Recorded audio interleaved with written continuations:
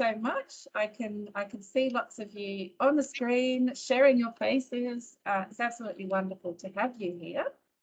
Today we're going to talk about crafting. So, oops, I'll probably put you on the screen. So if you can see there, I've just suggested a little bit of an activity. Just while we wait for the last few people to come online. What I'd like you to do, and this is entirely optional, but the activity is just to write down the 10 to 15 main activities or tasks that you engage in. And then I want you to rate each one from -10 all the way up to +10. And -10 means that this is something that you do that really, saps the life out of you, that really drains your energy. Right up to 10, where when you do this thing, it really energizes you and it, gets you interested and excited. So just while we're waiting for people to come on, do jot down your main 10 to 15, big tasks that you engage in, because we're going to do a little activity with this later on. Okay, so I'm going to begin now. I think plenty, so I'm going to begin. Welcome to our session on crafting, and I'll introduce you a little bit later to ARC Laureate Fellow Sarah Dolnicar, who's joined us today. Actually, before we launch off, I did want to share with you some research that somebody shared with me recently. This is a study about how much people are multitasking in virtual meetings. And basically showing that you see these charts down the bottom, the bigger the meeting, the more that people are doing their emails and things in the background. And also the longer the meeting, the more that people are doing other things in the background. And I thought this was just a great reminder of the message that I try to always give at the start of these sessions, which is, try to avoid that temptation and, focus on the presentation, but focus really on reflection of your own career and where you're at, because that's really the purpose of these sessions. And if you're doing your emails at the same time, it's very hard to do that. So, yes, if you can, I think your microphones are muted already, but we do love to see you. If you've got problems, just message our support team on the chat function. And I'd like to acknowledge at this point the Whadjuk people of the Noongar Nation, whose land that we are on today, and I pay my respects to elders past, present and emerging. We will hear from me first. I will talk a little bit about the research on job crafting and some of my own tips, and then we will go to ARC Laureate Fellow Sarah Dolnicar, and then finally we will have some questions. Do submit your questions. We love to hear from you, either via Slido, or you can pop them into the chat, and Lucinda will help us debrief those a little bit later. So I want to start with this concept of the IKEA effect. So all of us, I think, have had the experience of these people where we're putting together our furniture ourselves. There's some interesting research, and it's called the IKEA effect, this phenomenon, that if you make something yourself, you actually value it more. So the sort of studies that people have done is they get people to build their own table, and then they have people, purchase a table, and basically people always love and value the thing that they've created themselves more. And that's really what we're talking a little bit about today. We're talking about applying this idea of the IKEA effect to our own work. If we can craft and shape our own work, then we can love our jobs more. So this notion of job crafting, actually, I guess the people who made the term very popular were Wisniewski and Dutton in 2001, and they really drew on prior research and studies to identify this idea that people shape their job, and it can have a really big impact on your meaning in work and your sense of satisfaction and your motivation. So what they specifically observed, they talked about various different studies, but one of them was cleaners in a hospital. And they really identified two groups of cleaners from their interviews. And the first group of cleaners are those indicated sort of at the top. And this was a group of cleaners who, when they were asked to describe their job, they talked about mopping and wiping and cleaning. They talked about that they did the job for money, and that they really felt it's quite a low skill job and not a job that they found especially meaningful. And they just did their job to pay the bills. So that was the first group of cleaners. And then we found but there were a second group of cleaners, and that's represented by this group of people at the bottom of the slide here. And these cleaners described their job as helping to heal patients through making things hygienic, but also through the different activities that they were taking on. So they were noticing if maybe a patient needed something and the nurse didn't have time to help them. They were noticing if visitors were turning up but couldn't find their way to where their family were. They took on these little extra tasks because they saw themselves as helping, healing, and being ambassadors for the hospital. So they had a completely different mindset about what their role was, and they engaged in different sorts of behaviours in order to do that role. And this group of cleaners had a lot higher motivation. They had a sense of meaning in their work, and they were much more satisfied. So just as one example, there was one cleaner who talked about how for a patient that was in a coma, she moved the pictures so that they were in the eyesight of the potential eyesight of the coma patient. And she said, that's not part of my job, she said, but that's part of me. She wanted to make it a stimulating environment for the coma patient. So that's sort of some of the early work on this idea of crafting. And I guess what you can hear from that example there is that the crafting can be cognitive. So it can be about how you think about your work, how you conceptualize what it is that you do. People can have different views of that. But it can also be about how you do your work, what tasks you take on or don't take on, and how you do those tasks. And of course, it can also be about the relationships that you have in your work and how you craft and mould those aspects of your work. So the next sort of group of researchers that really led development in this area were Maria Timms and colleagues. And you can see that Maria refers to job crafting as self-initiated. So it's not something someone else imposes on you, it's something you initiate. It's proactive. So it's something you're actively, consciously trying to do.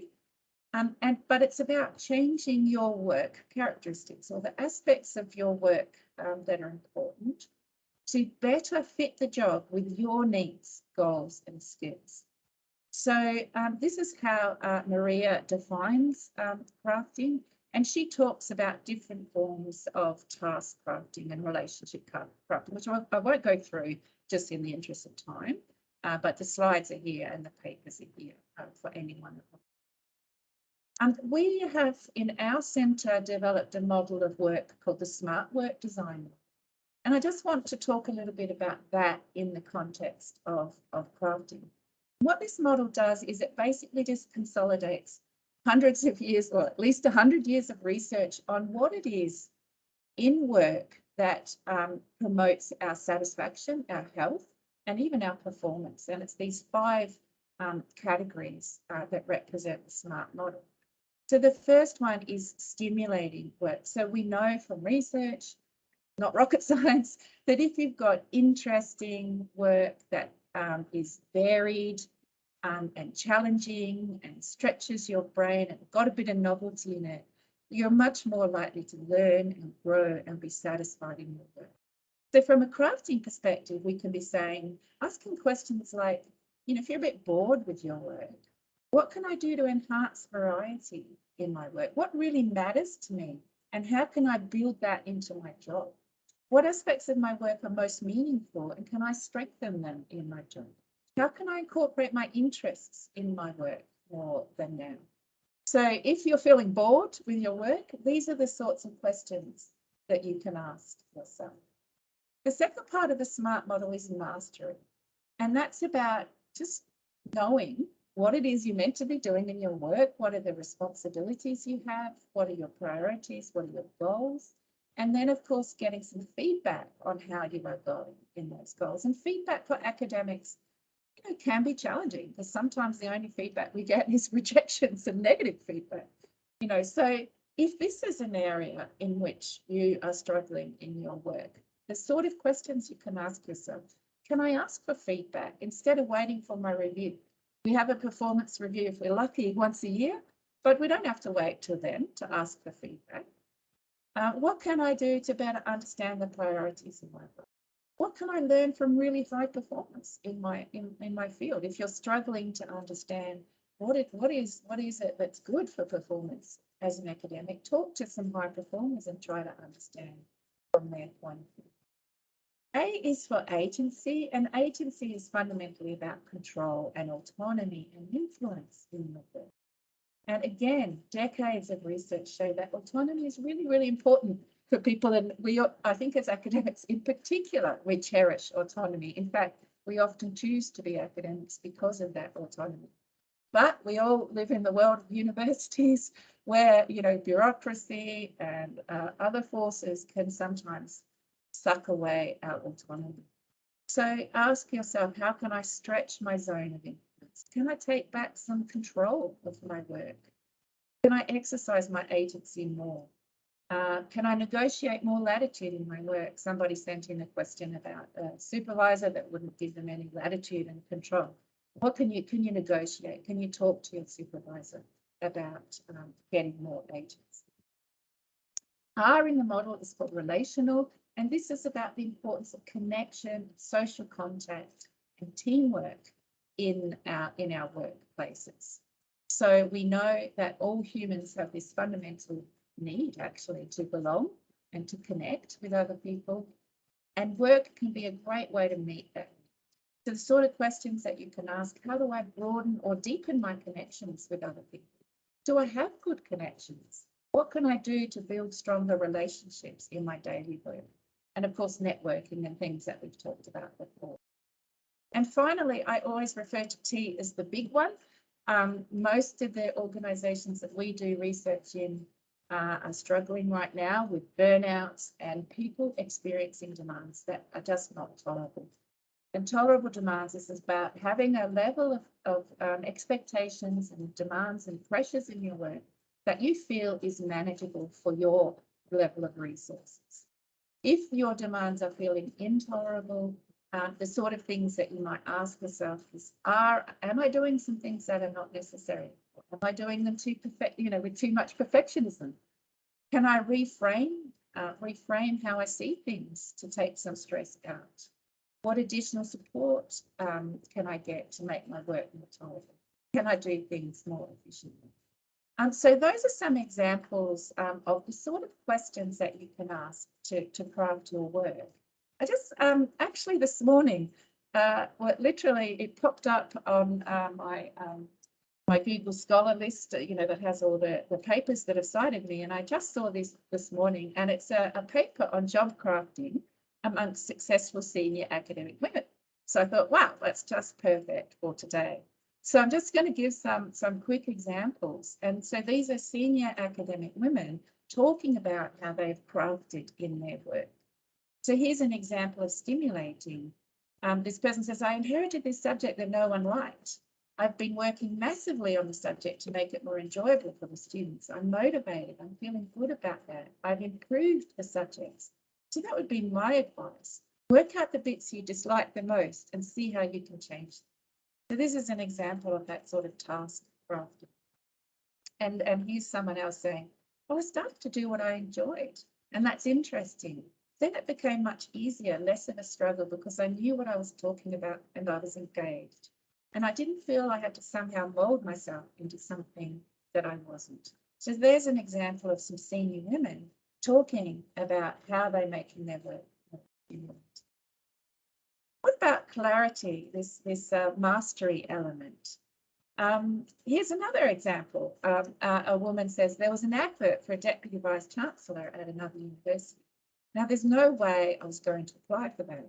But what I did do was write to the vice chancellor and say, I've seen this offer. I'm not applying, but would you look at my CV and see what's missing from my CV that I would need if I ever wanted a DVC role in the future? So that's a great example of someone who's looking for a bit more feedback, really, and has proactively initiated this reach out to get some feedback on, what that person might need to do to progress in the way that she wants in the future. Here's another example of control and influence and agency. This woman says, I would come back to academic life by giving you the flexibility to be able to do that in a way, except for having to physically be here to teach or for meetings or whatever. But other than that, most of what you do can be done remotely if necessary. I don't think people always appreciate that, to be honest. This is almost an example of sort of cognitive crafting. This academic saying, well, actually, as academics, we do have autonomy. And, remember that and make the most of that is sort of what this person is saying. Relational, lots of comments about how, and we've talked about this a lot in our networking sessions, but this person talks about how she chooses wisely with the collaborators. And that's, something we've talked about a lot before, is thinking very strategically about who you collaborate with. This person says, I don't care about the management, if they're good, if they're not good. The management is going to change. But when you work with your colleagues, you're not alone. So this is a woman from Malaysia saying, to be successful in whatever you do, you must think of it as a group, work as a group. Then you can go further, and you can go higher. So here's someone saying, for me, I don't care about management. I really care about my peers and my team. And then here's a final comment on this one. The main reason behind my success is that I work as a team. So, way back in the early 2000s, I established some MOUs and policies to understand how I'll work with my colleagues and what they would expect from me and what I would expect from them. So this person has said, this is really important for me, and I'm going to invest some time in sort of setting up some frameworks to facilitate that. And then finally, if we go to T, so that's the big one. Here's an example of someone saying, well, look, I'm going to quit 2 committees. Basically, I've come to the conclusion that I'm making no difference to those committees. They're frustrating me and they're taking my time. So I think the bottom line is that I'm in total control of what I do through the day, and I do stuff that I enjoy doing. So here's someone saying, look, if I'm on these committees and I'm not contributing, I might as well get off those committees. So those are some examples of real women, senior academic women, talking about their craft. One way that I like to think about it, and this is this circle of concern that comes from Stephen Covey and his 7 Habits book. Stephen talks about how, you've got these things in the middle of your circle that you're in complete control of, right? Maybe how you teach is in your control. Then you've got these things that you can influence. They're not necessarily completely in your control, but you can influence them. That might be what you teach, which courses you take on versus others. And then there's some things that are in your circle of concern. So they're things that are important to you and they concern you, but you can't necessarily influence. And that might be, for example, being on a temporary contract. It's something that is really important and influences your life, but you can't necessarily impact on that. And what Stephen talks about is that sometimes we spend a lot of time worrying about things in the circle of concern that we can't really change anyway. And what he recommends is that we instead try to stretch our circle of control and our circle of influence. So we try to find more ways to shape our world and spend less time worrying about those things in the outer circle. And I see crafting really as a way of stretching your circle of control and influence. Why would we even bother to craft? Well, there's a huge amount of literature and evidence that if you engage in crafting, especially a particular type of crafting, then that really improves outcomes for you as an individual, but also for the organisation. So, for example, better job satisfaction, better mental health, so also some benefits for the organisation. The other reason that crafting is important is because there's actually been a lot of studies investigating, can you teach people to craft? And can people change their crafting? And yes, it is possible to teach people how to craft, and in a sense, just give them some space and time to craft. And then you see some pre-post sort of design studies showing an improvement in their sense of meaning and job satisfaction. And I would say that crafting can be a small win, and that's the name of this series, right? The Small Win series. It's all about trying to find small things that you can do that make a difference to your life. So here, for example, and I think this data comes from Rob Baker, who's written a book on crafting called Personalisation, that most interventions in crafting only take about 12 minutes per week, but they can have these quite big impacts on your life. So going back to our little activity that we set up at the beginning of the task, and you may not get time to do this today, but I would encourage you to give it a go. I ask you to think about what are your major tasks that you do, and then I ask you to think about how much energy does each of those tasks give you. And then the next layer of this activity is to think about how much time you spend on each task, and then map it onto this little map that you can see here. So you can draw this little map for yourself, and you can map all of your 10 to 15 tasks on this axis. So and then the idea is, and you can just be thinking about this as we talk. We probably don't have a lot of time to do that activity right now.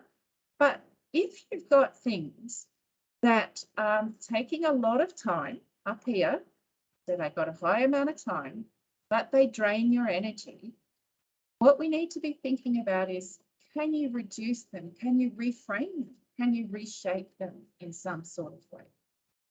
On the other hand, if you've got some things down here that give you energy, that you enjoy, but they're not taking much time, can you build them up? Can you amplify them? Can you find ways to incorporate them more into your work?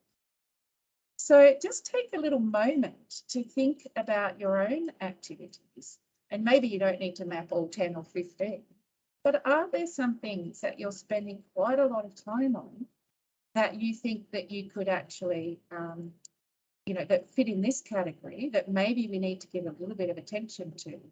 And are there some things that you love and you enjoy that you're just not spending some time? So I'd like to just leave that with you just for a little second. And I would there's a great question from Benita popped up there. Any ideas on how to reduce, reframe, shape marking? So I'm not going to answer that question, Benita. I can see you there. Hello. But I'm going to ask you guys to answer that question. So who's got some ideas? How could we, because marking is something we all spend a lot of time on. And I have to say, I don't anymore. I'm lucky and privileged. I completely get that because my job is different these days. But when I did do teaching, I absolutely hated marking. So I can completely understand where you're coming from, Benita. So here's a suggestion from Marina: reduced by getting tutors to mark for you, available in big courses sometimes. Peer-to-peer marketing, let's do what they do in their big online courses. Get enough peers to rate it, and actually it's pretty reliable. That's a great one. Any other ideas on how you could reframe or shape, adjusting the medium with which assessments are completed? Yes, excellent. Thinking about the format. MCQ for part of the multiple choice question. So this is fantastic. Get a good rubric and marking key. So look, some brilliant suggestions there. And I guess this is the thing. Sometimes we're so caught up in time and in what we're doing, we don't get that time to reflect and think about how we can shape that. So, and then I can see lots more questions, thoughts and ideas coming in. So thank you for posing the question, Benita. And yeah, I'm trying not to read them now. I'll try and keep moving on. Yeah, so let me give an example from my own self, which I've sort of just implemented in the last week. So one of my activities that's right up here, as in takes a lot of time. And actually, I have to say there are different sorts of meetings. There are some meetings that I engage in that give me a lot of energy, and they are usually my research meetings. There are other meetings that I engage in that are a bit more bureaucratic and management and financially oriented, which I absolutely find draining. How do I reshape, reframe those sorts of activities? And in particular, I'm also trying to write this book. I've been trying to write this book for about 2 years. I've probably said this before.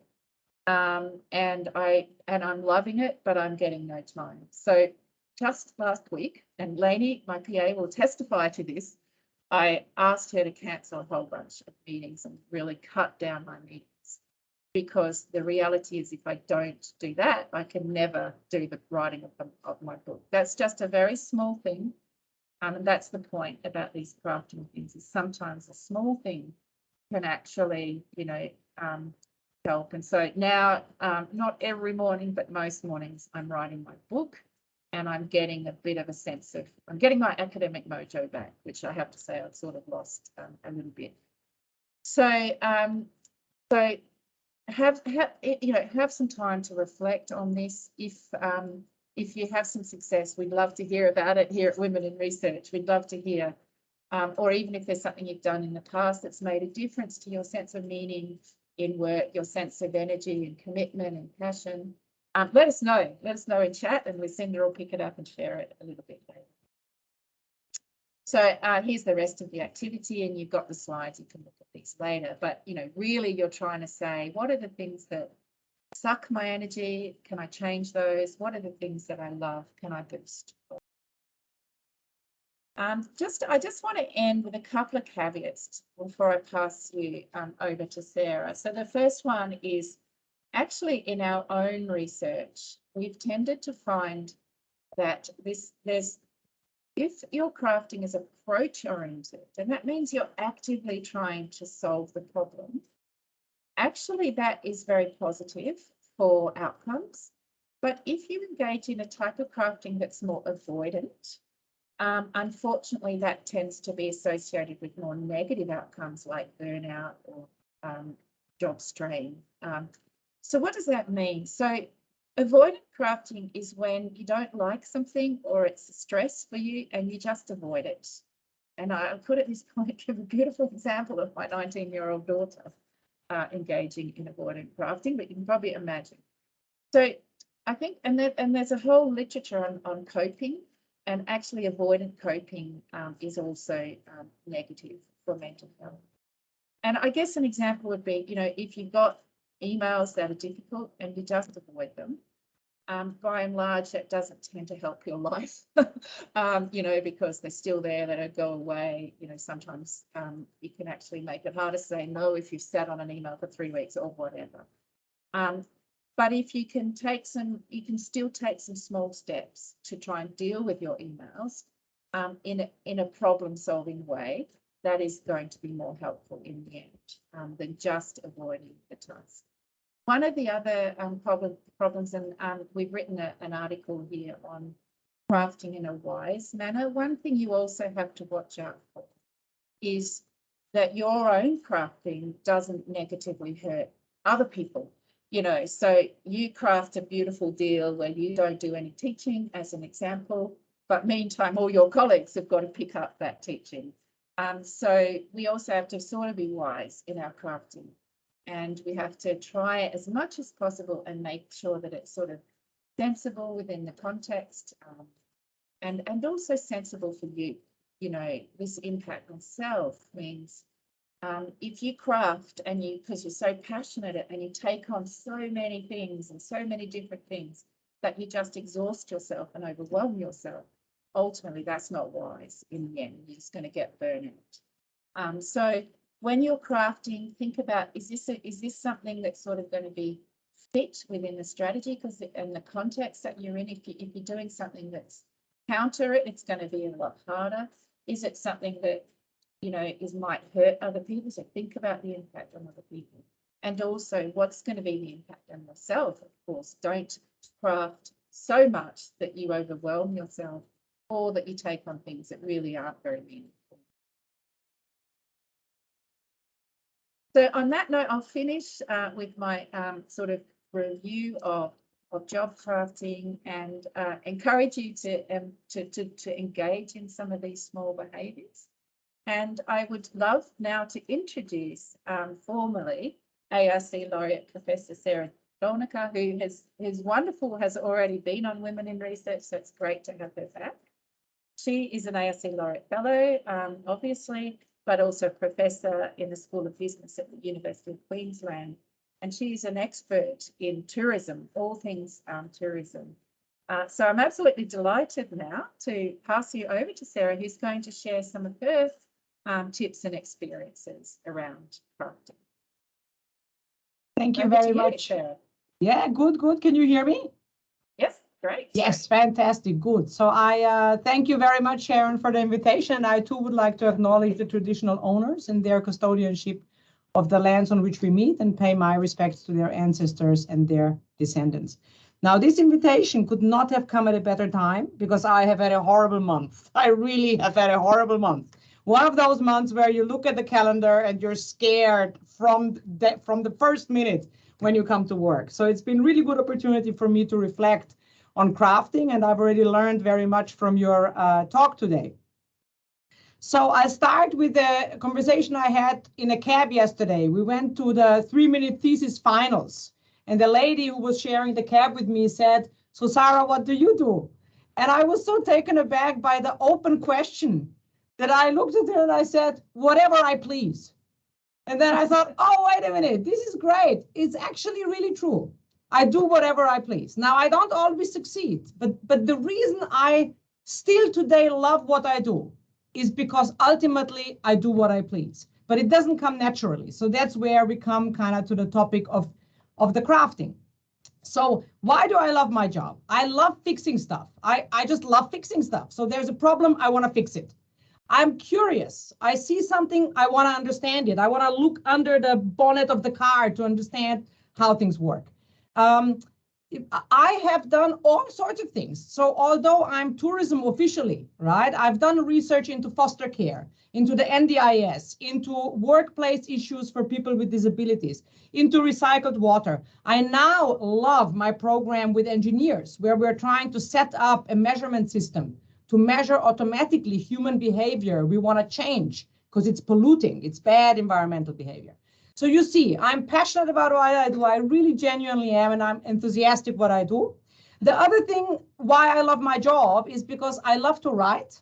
I think that's really important. I think if you're going to want to be an academic, you've got to love to write. I love to write. I'm very happy when I write. I do not like having a boss. My boss is not going to want to hear that, but I do not like a boss. I do not like people telling me what to do, right? So that's important, because academia is an interesting job. It allows you to actually not have a boss if you can craft your job accordingly. And I like to do high-risk stuff. So I like to do stuff that possibly will go wrong. And there's not many environments where you can do that without sacrificing you or putting your salary on the line. But in academia, I can do all this high-risk stuff and I still get paid at the end of the fortnight, right?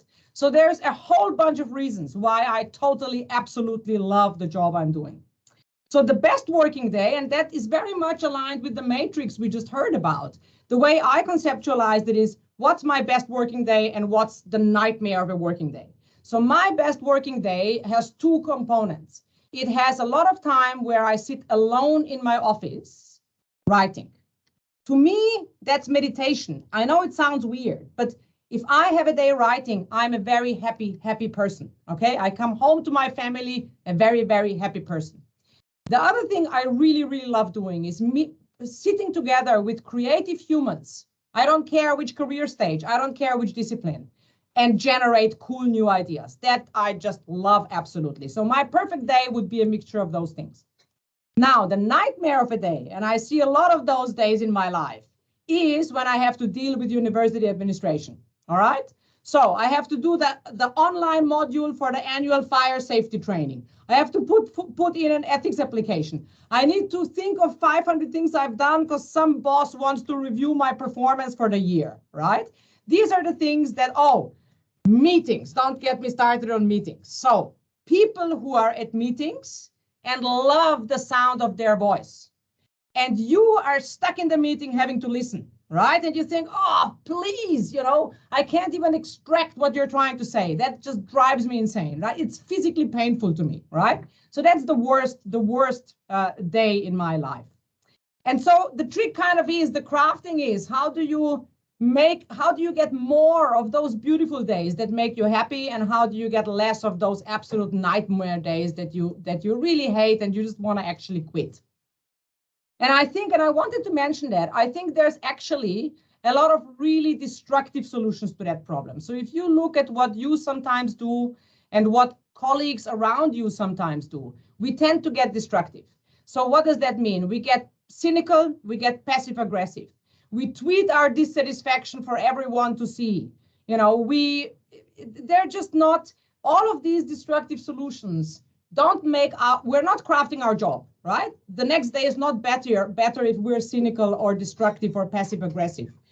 So they just take more of our emotional energy and burden us even more. So I worked in a workplace a long time ago where I felt very much that my whole life was just about fighting and dealing with stuff.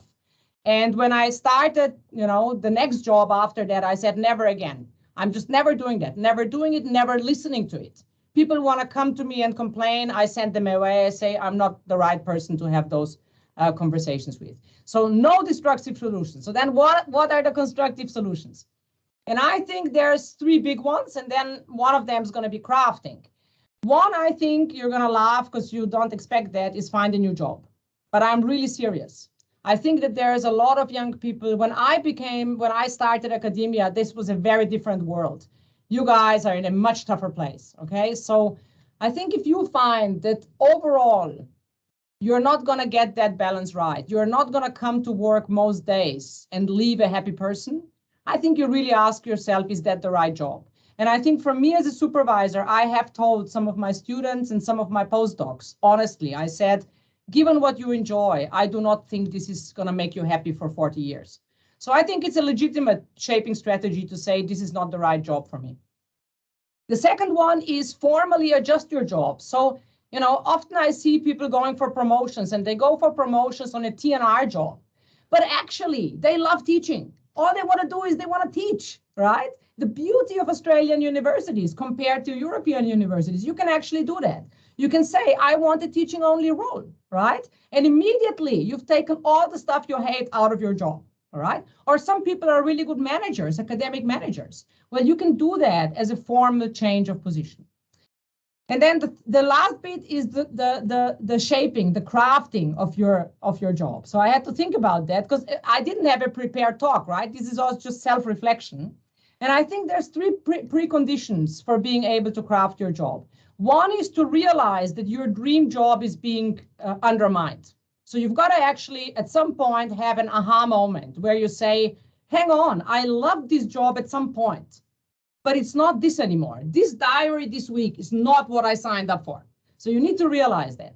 Then you need to do the exercise Sharon recommended, and you need to have total clarity, which tasks you like and which you hate. No ambiguity, love it, hate it, love it, hate it. And then, Sharon also mentioned that, and I forgot the technical term, but I think you need total clarity of who you want to be today and who you want to be when you retire. Now, that's something I think about a lot. Like, it sounds morbid, but I think of lying on my deathbed, okay? And when I'm lying on my deathbed, of course, mostly I will think about my family. But if there is a little aspect of work, I do not want it to be something trivial like the age index, okay? I want it to be something where I have done something meaningful, where I have trained someone who's gone to do bigger and better things. So who I want to be today and who I want to be until the end of my life determines every decision I make and every little bit of crafting I do in my workplace. All right, so which actions can I do once I decide I will craft it? I have categorized it in two big categories. One is to squeeze the most out of the time you have, because you only have limited time. So somehow you need to manage to squeeze the most out of that little bit of time. One thing I do is I absolutely religiously use my online diary. Like I just have blocks in there. And if you look now in what is in my calendar for 2 months' time, it will be full. But it's not full because I have meetings scheduled, but I have entire blogs dedicated to manuscripts, to grant writing, to all sorts of things I want to do. I decided, I crafted. It's in my diary. I'm not renegotiating it, okay? And then I have times in the calendar where I know my brain's not at peak performance, and I will put meetings in, I will put other things there, okay? I ask my students, for example, to tell me when they will send me a draft. And I will, if they do that, I can always give them feedback within a day, right? But if they drop the draft on me like a little bomb, I can't do it because already the next 2 weeks are absolutely full, yeah? So that's part of crafting and helping each other craft to respect these deadlines and give people kind of a advance notice. Now, this one will not be new. I'm sure everyone told you that a million times. You've got to say no to tasks that you don't enjoy.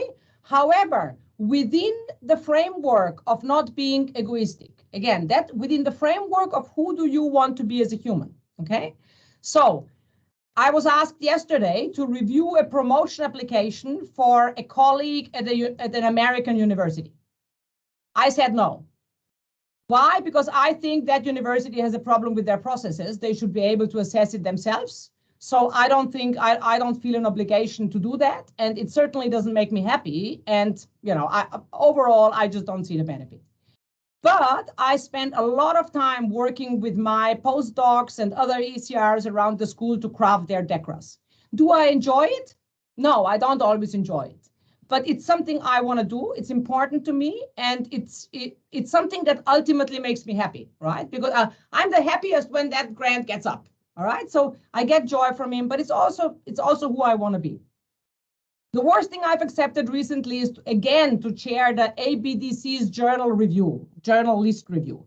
Do I enjoy it? Absolutely not. I totally hate it, yeah?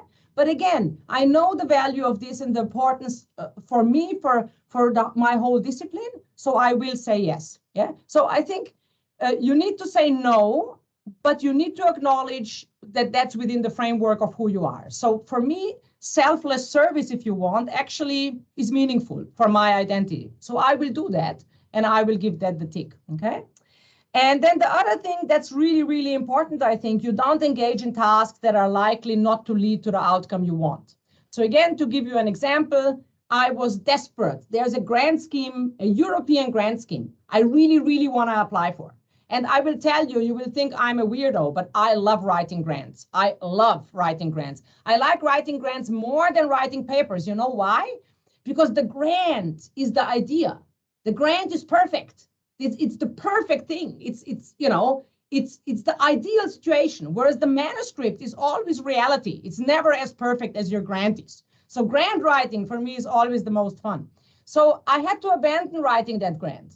And I had to abandon it because the time frame didn't permit me to do it at the level I needed. So it's basically saying, yes, I really, really want to do that. Yes, it would be really, really good fun for me to do that. But I really only have two options. I do it 150% and I have a good chance of having an outcome. But if that's not the case, every percent I invest in this is wasted, right? So it's 0% or 150%. So I had to pull the pin, despite my heart wanting to write it, yeah? Because the chances of me winning that grant was 0. So every minute I would have spent on it would have been a real waste of time. And now the final point is about increasing time. So one is you have time and you squeeze it like a lemon. You get as much out as you can. And the other thing is increasing the time you have. And that reminds me of my kids, because they are a bit younger than yours, Sharon, and they ask me, Mom, what do you want to be your superpower? Because they want to fly and they have all these superpowers. And I always say my superpower is shrinking and extending time. And it really is. If that would be a superpower, that is totally my #1 superpower. So here's the question, what's the superpower of extending time? And I think there's at least two things we can do to extend time. One already Sharon has mentioned, and that's collaboration. All right. Now, when I say collaboration, I'll be totally clear. It is not game playing and it is not exploitation. As an editor, I see more and more papers with 15 authors. I don't mean that because there's not 15 genuine authors on that paper. But I've collaborated all my life, and these people I've collaborated, I love working with them. They have competence I do not have, right? So we expand time, because by the time I learn to be an engineer, I'm dead. By the time I learn to be a top-notch statistician, I'm dead, right? So by bringing these people on board, we are actually having the superpower of extend time. And the other thing, and that's particularly interesting when I see promotions applications and people go for promotions and they're asked, why don't you have any grant money? And they will respond to you, because in my discipline, I don't need money to do my work. Right? Really? Don't you? Well, I would argue that's not the case, because if you get money, you have the superpower to expand time. The single best time expandment of my life was hiring the best project officer in the universe, right? Working with her has tripled the time I have available. Then I've hired fantastic postdocs. All of these things multiply my time. So it's a superpower. So if you are able to actually do this strategically, get yourself some support and use it wisely, I think that's a real powerful way to craft your job. And last comment, Sharon, and then hopefully we have time for questions, is this is an ongoing thing. All right, it's like stopping to smoke. I smoked for 10 years, and by now you see my personality. When I smoked like full on, okay? And then I stopped smoking. But it's not over, right? Every time someone smokes, I sniff it, I want to smoke a cigarette. So every day of my life, I have to decide, no, I don't smoke, yeah, for the rest of my life. And the same is true with crafting the job. Every day, like the last month I told you was horrible. Why? Because I dropped the ball on crafting my job. So every day I have to come to job, I have to remind myself of these things, and I need to recraft and recraft and recraft. So it's not something that you can set up once and then it just serves you for the rest of your life. It's something that it's a structure that you need to operate every single day to make sure you get the most out of it. All right, that's me, Sharon. Thank you, Sarah. That was wonderful. And you haven't had a chance, but there's some fantastic comments about how inspiring everyone has found your ideas. And I absolutely love your superpower of shrinking and extending time. I'm going to try and find that one in myself as well. So thank you so much, Sharon. And over now to Lucinda, who is a PhD student here at the Future Work Institute, who is going to discuss some questions. Lucinda, over to you. We've had so much engagement on the chat and on the Slido, so I think we're probably not going to get to everybody's question. But one that came up a couple of times is around workload and crafting. And I know you talked about tolerable demands, Sharon. Any tips around how to manage workload if you approach crafting and adding things that you love, how you also kind of managing all the different things that you would love to do? Sarah, you go first. I feel that's very pertinent to your superpower, that one. Mm-hmm. Well, I mean, you know, I'll give you one example, because workload is a very, so the thing I hate most about universities now, that they all have workloads, and these workloads are getting more and more formulaic. We have more and more tick boxes where we are trying to kind of have a template for what people should do. So then I find early career researchers would come to me and say, I need a service role. You know, what kind of question is that? So you're basically coming to me saying, Sarah, how could I waste my time? How could I shrink my time to tick a box? Yeah. So one advice would be never to fall in that trap, right? So if your head of school says you need a service role, well, you flip it around. You say, all right, so what could I do, even if it doesn't exist yet, right? That would really be cool. I would really enjoy doing that. And then I'm going to sell it to my head of school as an important service role, right? So I think you don't accept the workload model. You tell them what your workload model is. Of course, you have to work within their framework, but but it's not as rigid as people assume. There's a lot of space in there to massage it to your benefit. And I think that the better that you are able to do your work, the more latitude for that negotiation you get as well. You know, there's a bit of a vicious cycle that, you know, that the more that you can craft your work to your strengths and do it well, the more power you get to negotiate your, you know, what your contribution is. So that's hard when you're not at that point. But yeah, look, I think there, you know, I know people who've got like a list of all their projects and they won't start a new project unless one comes off, as an example. And, you know, I'm always too scared to write out my list of projects because I know that I would just, you know, feel overwhelmed. But in theory, it's sort of what, you know, we need to sometimes impose those constraints on ourselves. And I think, Sarah, you gave a great example of how you would have loved to do that grant, but you strategically weighed up its chance and you said no. So sometimes with crafting, it isn't always about jumping in with the things that you love and you want to do. It's judging that also against your current level of resources, what you're going to take off your plate.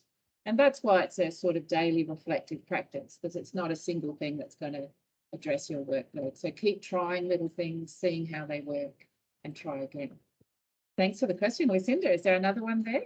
There are, in relation to collaboration and picking your collaborators. A couple of people have asked, would you consider avoiding people, things, events that deplete your energy altogether when you're job crafting? And how do you kindly avoid negative colleagues who waste your time and take your energy? There, Yeah, can I go to them. Do you want me to go, Sharon? So Yep. I have a principle. My principle is I will work with everyone once. And that sounds really weird, but actually it's a pretty strict principle because you would not believe how many people I never work with again, right? So I love collaborating, but you learn very quickly whether it's going to work. And there's a lot of things. There's just the personal vibe you have with people. If you are not having fun working with them, it's just not going to work, you know? In fact, I do the same when I recruit PhD students and postdocs. I will make sure I have a little project with them at the start.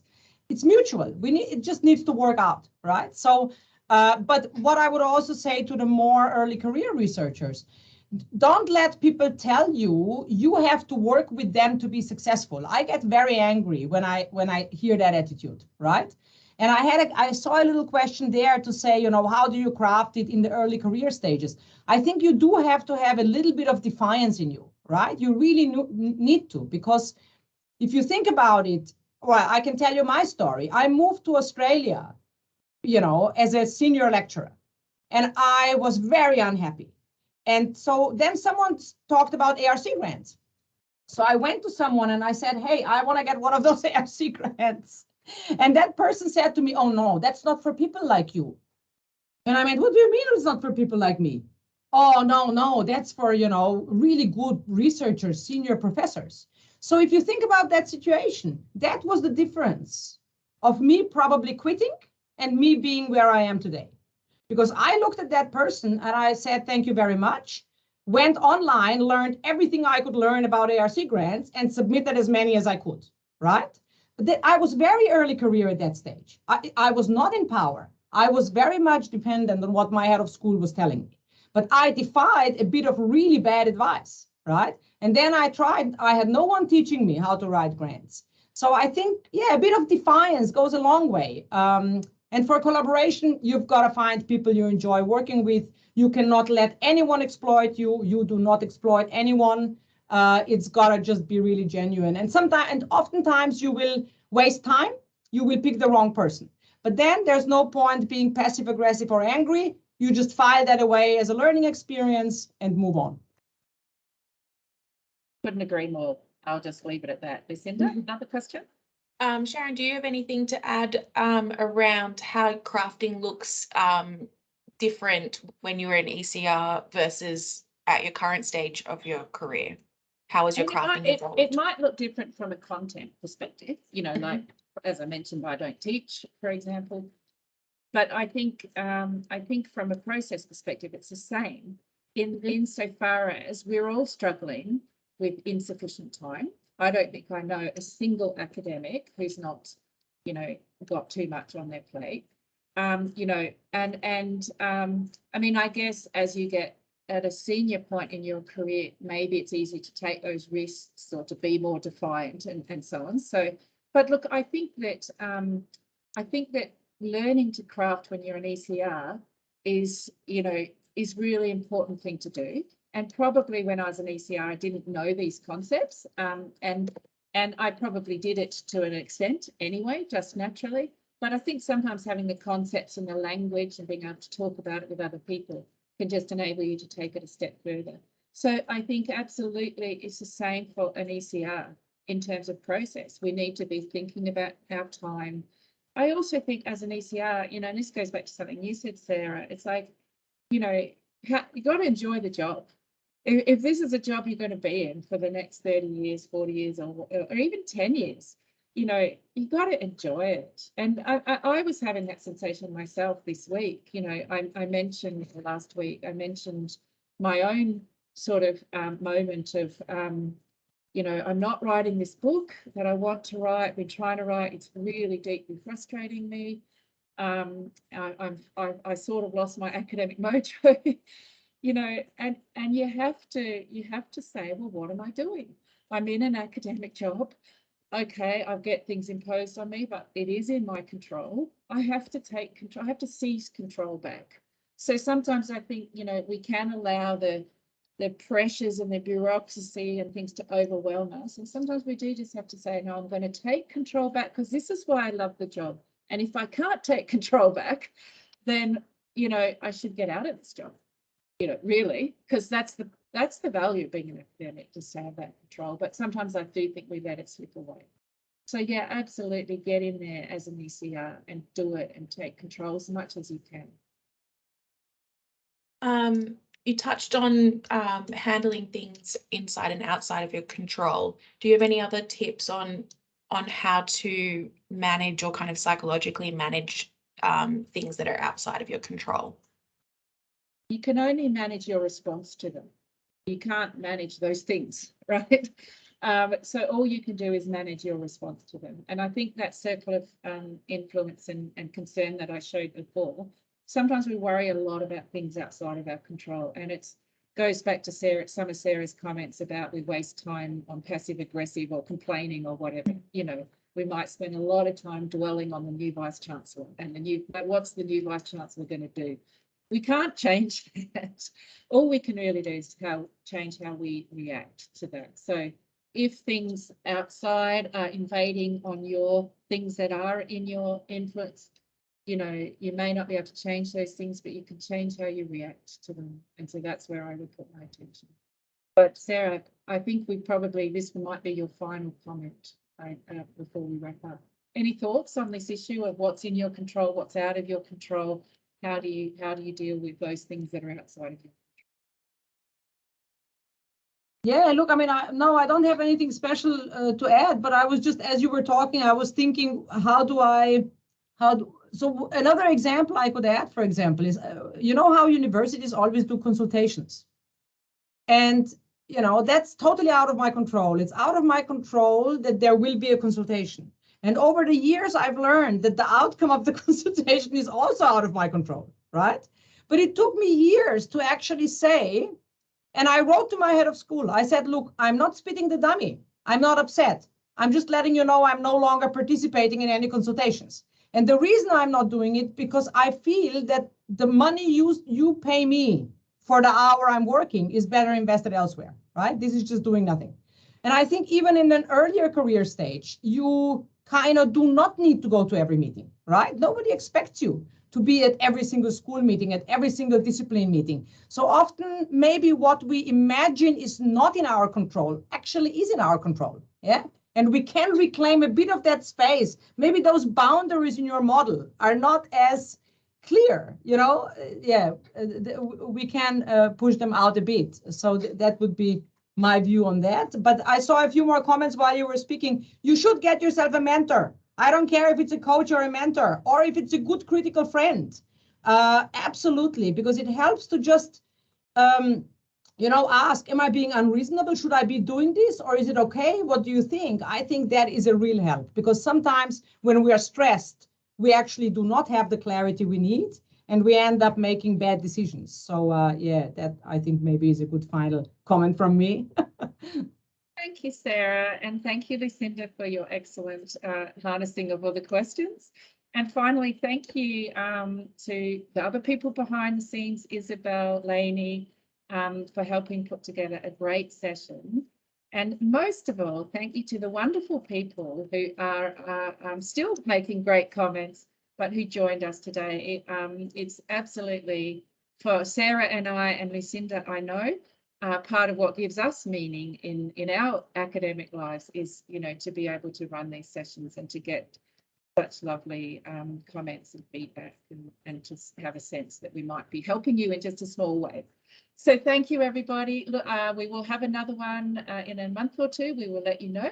But meantime, thanks and all the best, and happy crafting. Thank Bye, you. everyone.